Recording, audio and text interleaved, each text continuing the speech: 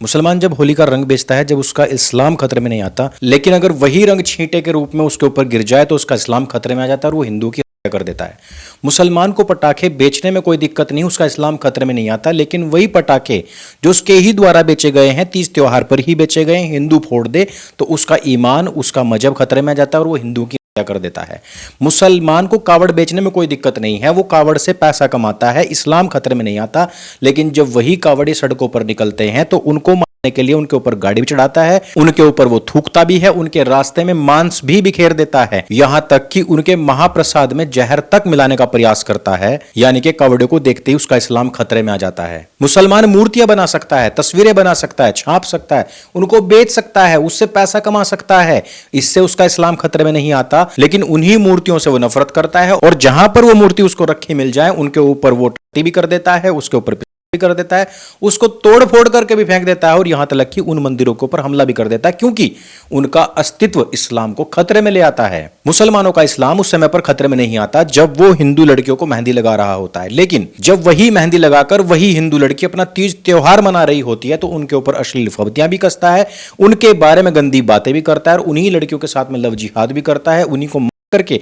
Suitcase में, fridge में या जमीन में गाड़ भी देता है। मुसलमानों को फल और सब्जी भी हिंदुओं को ही बेचनी है, लेकिन अपना ईमान बरकरार रखने के लिए, अपना ईमान दिखाने के लिए उन सब्जियों और फलों के ऊपर थूकना भी रहता है। मुसलमान हिंदुओं के मोहल्ले में रह सकता है, इससे उसका इस्लाम खतरे में नहीं आता, लेकिन उन्हीं हिंदुओं को मार करके वो गजवा हिंद भी करना चाहता है। मुसलमान सेना में भर्ती तो हो जाता है या हो भी सकता है, उससे उसको दिक्कत नहीं है, लेकिन जैसे वो बॉर्डर पर पहुंचता है उसके अंदर का इस्लाम जागृत हो जाता है और जब तक कि वो गजवाए हिंद के लिए स्लीपर सेल बन के काम ना कर ले, जब तक कि वो हिंदुस्तान को गद्दारी ना कर ले, उसका ईमान कंप्लीट नहीं होता है। मुसलमान हमारे हर तीज त्योहार पर सामान बेचता है, मूर्तियां बेचता है, रंग बेचता है, पटाखे, कावड़ बेचता है, यहां तक कि कपड़े बेचता है, सजावट के सामान बेचता है अपना पेट भरने के लिए, लेकिन जिसको वो सामान बेच रहा है उसी को अगले ही दिन उसको वही त्योहार मनाते हुए वो से भी मार देता है। अब आप मुझे बताओ कि इस देश के अंदर कौन सा भाईचारा चल रहा है?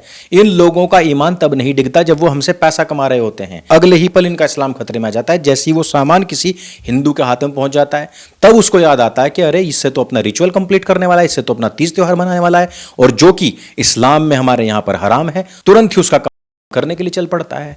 और यही चीजें जो हमने के साथ में देखी, यही चीजें जो हम राजू वाल्मीकि के साथ में देख रहे हैं, यही चीजें जो हमने सलीम वास्तिक के साथ में देखी हैं, या इसके अलावा भी कई सारे ऐसे केसेस हैं जिन भाइयों के हम नाम भी नहीं जानते, जो इसी होली के आसपास में गुजरे हैं। अब आप मुझे बताओ कि तुमसे जो पैसा कमा रहा है, वो जो तुम्हारी जान का दुश्मन बना बैठा है, क्या वो तुम्हारे तीज त्योहारों के प्रति या तुम्हारे प्रति जरा सा भी सौहार्द भाव रखता है? अगर वो नहीं रखता तो फिर तुम उससे सामान खरीद क्यों रहे हो?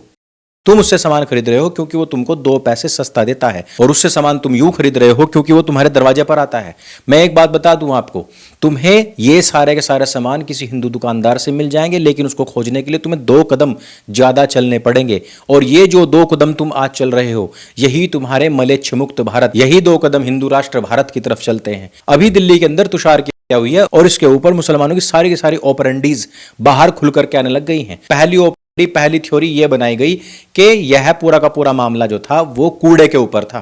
लेकिन आप मुझे एक बात बताइए, अगर कूड़े के ऊपर किसी की जान ली जा सकती है तो हिंदू क्यों नहीं पूरे के पूरे घर को तोप लगा करके उड़ा दे? क्योंकि अगर कूड़े के झगड़े के ऊपर एक इंसान की जान ली जा सकती है तो एक इंसान की जान के बदले पूरे के पूरे घर को ही तोप से उड़ा देना चाहिए था, जो कि आज बुलडोजर से गिराया जा रहा है। और उसके बाद में जैसा कि मुझे पूरी उम्मीद थी कि अब ये किसी बहन बेटी को लाएंगे, जिस प्रकार से हमासी गजा और फलस्तीन में करते हैं, वहां पर क्या करते हैं, सबसे आगे वुमेन शील्ड बना दी जाती है और महिलाओं के बारे में कहा जाता है कि हमारी महिलाओं को उठा करके ले गए थे, उसकी इज्जत पर हाथ डाल दिया था।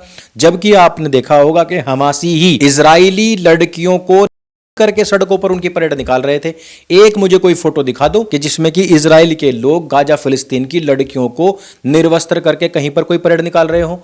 लेकिन पूरी दुनिया के अंदर इमेज क्या बनाई गई कि इजरायली जो हैं वो घातक हैं और वो गाजा फिलिस्तीन की महिलाओं के ऊपर अत्याचार कर रहे थे।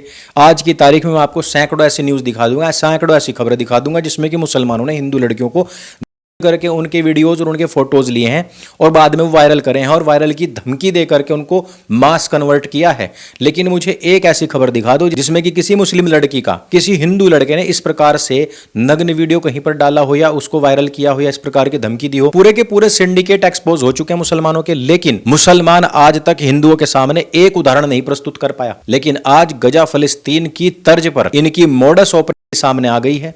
हमारी मदद करो, एक ही तरफ को देखा जा रहा है, दूसरी तरफ तो कोई दिखाया ही नहीं जा रहा है। मुसलमानों को टारगेट किया जा रहा है। बहन डर गई, बहन डर गई, बहन डर गई। और उसके बाद में तीसरी मोडस ऑपरेंडी क्या स्टार्ट हुई उनकी, इनके इकोसिस्टम में जितने बड़े बड़े नाम थे इन्होंने उनको एक सी गुफा थमा दिया कि अब ट्वीट करो कि अगर मान लो कि एक हिंदू की जान ले भी ली थी तो ये तुम्हें हक किसने दिया कि उनका घर तोड़ दिया जाए। अब आप देखो मजेदार बात कि मुसलमान किसी भी हिंदू की करता है अपने शरियाई कानून को अपने सरिया की तरह घुसेड़ करके, और उसके बाद में वो किसी भी गैर मुसलमान की हत्या कर देता है।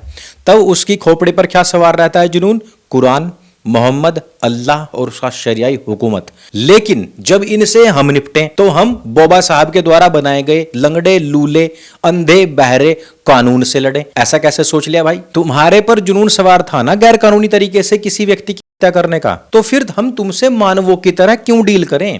तुम दानव बनकर आए थे ना, तो फिर तुम अपने लिए मानवाधिकार कैसे मांग सकते हो? ये तो वही बात हुई कि मच्छर शिकायत कर रहा है कि ए मनुष्य तूने ये मच्छरदानी क्यों लगा ली है, और वही मच्छर शिकायत कर रहा है कि अगर मैंने तुझे काट लिया, मैंने तेरा खून चूस लिया और तेरे अंदर मैंने मलेरिया का वायरस डाल दिया, तो तुझे किसने कहा है कि तू मुझे मार दे? तुझे किसने कहा है कि तू मेरी फिजाओं में जहर घोल दे?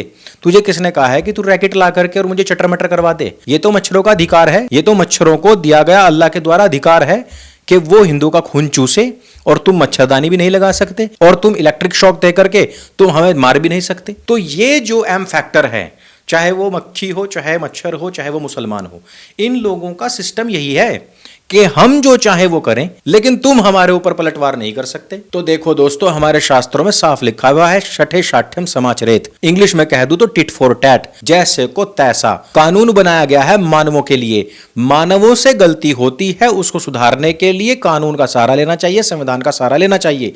लेकिन पागल कुत्ते को डायरेक्ट पर गोली जानी चाहिए और तब तक मारी जानी चाहिए जब तक कि उसके प्राणांत ना हो जाएं। पागल कुत्तों को जेलों में नहीं डाला जाता है। पागल कुत्तों का एक ही इलाज होता है, एक तो उसके वायरस का संपूर्ण नाश और दूसरा उस वायरस को फैलाने वाले का संपूर्ण खात्मा। और इस प्रकार की कानून व्यवस्था जब तक हिंदुस्तान में नहीं आएगी तब तक ये वायरस इसी प्रकार से फैलता रहेगा, क्योंकि कोरोना से ज्यादा खतरनाक कोरोना वायरस है और इस कोरोना वायरस की एक ही वैक्सीन है जिसका नाम है योगी आदित्यनाथ। पूरी दुनिया के अंदर एक मॉडल देने वाला बंदा है योगी आदित्यनाथ। हिंदू से ज्यादा रंग बिरंगे तो मुसलमान ही पहनता कपड़ा, तो फिर रंग से परहेज क्यों? यही तो दोहरा आचरण है। तो क्या रंग बिरंगे कपड़े पहने, लेकिन अगर रंग पड़ जाए तो हाय तौबा मचाते हैं। और इसके ऊपर केवल मैं नहीं, पूरी दुनिया के लोग मुरीद हैं। दिल्ली में जो कुछ भी घटित हुआ है ना, उसके बाद में दिल्ली के अंदर योगी योगी हो रही है। हम तो कहते हैं योगी आए हमारे यहाँ हिंदुस्तान में, जो हमारा बच्चा वारा होए। हम तो योगी से हाथ जोड़ के कहते हैं कि योगी आए। पुलिस उनकी, मुसलमानों की, हिंदुओं की लड़ाई होती है तो उनकी साइड लेती है पुलिस, और हमारा जैसे को धक्के देके निकालती है। हमेशा हमेशा ऐसा नेता को चुनो जो आपके समाज के लिए सबसे पहले खड़ा मिले। योगी है ना, भाजपा का है, वो भाजपा को छोड़ देगा लेकिन अपनी विचारधारा को नहीं छोड़ेगा।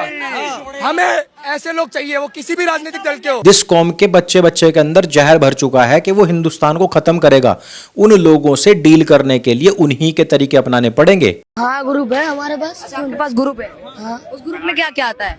सब आता है। क्या क्या, जैसे कि कुछ गलत हो रहा है, मुस्लिमों के साथ गलत हो रहा है, वही सब दिखाते हैं ग्रुप में? मुसलमान को गलत कौन दिखाएगा? खींच लेंगे। अच्छा, हाँ, जबान खींच लोगे? हाँ, खींच लेंगे। एक बात बोलूंगा, यहाँ तक कि मेरा बाप भी नहीं पालता, मेरे को अल्लाह पालता। मेरा अल्लाह पालता है तो शिकायत सरकार से क्यों है? शिकायत कौन कर रहा है? सरकार को अगर सरकार वाली बात होती है तो 15 मिनट में हम शहर खत्म कर देंगे। हम ऐसे आदमी हैं। हम ईरान का साथ देने जा रहे हैं, सब मिलकर। अल्लाह अकबर। हिंदुस्तान का मुसलमान न कल डरा था, न हम आज डरेंगे, न रहती दुनिया तक हम डरने वाले हैं। अब मैं बात करना चाहता हूं दलितों के मसीहाओं की। देखो, अभी अभी ना मुसलमानों के द्वारा होली से पहले एक दलितों का पूरा पूरा गांव मारपीट करके खाली करवाया गया था। उस समय पर कोई दलित नेता नहीं बोला था। उसके बाद में खटीक समाज का ये लड़का दिल्ली में मारा गया, कोई दलित नेता नहीं बोला है। उसके बाद में राजेश वाल्मीकि को पंजाब के अंदर मारा पीटा गया है, जिसकी अभी तक शिकायत भी दर्ज नहीं की गई है। लेकिन रावण अभी भी इन दलितों की सुध नहीं ले रहा है। वो आज भी ट्वीट करता है तो उसमें मुसलमान लिखने में उसकी फटती है, और आज भी वो इफ्तारी के चटखारे ले रहा है। कि जो भाई हमारा मरा है वो खटीक समाज का था, ठीक है। ये चंद्रशेखर रावण उत्तर प्रदेश से, ऐसे कितने नेता जो दलितों की, SC ST OBC की आवाज बनते हैं, ये कोई आपको आज यहाँ पे नजर नहीं आएगा। लेकिन मैं आपको बता दूं, इस जगह पे आपको जो नजर आ रहे हैं, मैं ब्राह्मण, ये जाट, और आप में से भी काफी लोग अलग अलग बिरादरी के होंगे, आप यहाँ खड़े हुए हो। ऐसे गद्दार लोगों के हवाले है आज हमारा दलित समाज, और वो दलित समाज जो आए दिन कहता है कि हमें हिंदुओं से कोई मतलब नहीं है। तो मैं बता दूं आपको, बौद्धों के जितने भी देश थे सबको समाप्त कर दिया था मुसलमानों ने, और जिस दिन केवल तुम बचोगे ना हिंदुस्तान के अंदर, सबसे पहले तुम लोगों का इलाज इसी प्रकार से किया जाएगा जिस प्रकार से जोगेंद्र नाथ मंडल का पाकिस्तान में किया गया था।